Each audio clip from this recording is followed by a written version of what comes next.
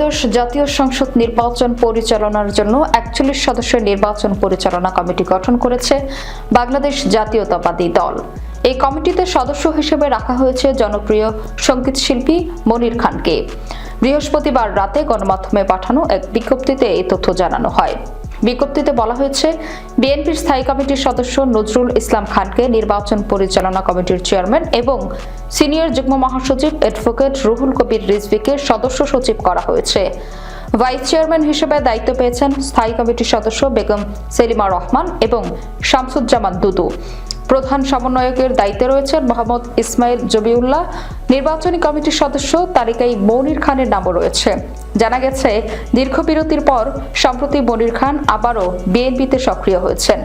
দলীয় সূত্র জানায়, দলে ফেরার পর তিনি রাজপথের বিভিন্ন কর্মসূচিতে অংশ নিয়েছেন। কয়েক মাস আগে লন্ডন সফরে গিয়ে তিনি বিএনপির ভারপ্রাপ্ত চেয়ারম্যান তারেক রহমানের সঙ্গে সাক্ষাৎ করেন। এরপর বলেন, ফেরার সিদ্ধান্ত নেন বলে জানা গেছে। এর আগে একাদশ জাতীয় সংসদ নির্বাচনে ঝিনাইদহ ৩ আসনে দলীয় মনোনয়ন না পাওয়ায় ক্ষোভ প্রকাশ করে বিএনপি ছাড়েন মনির খান।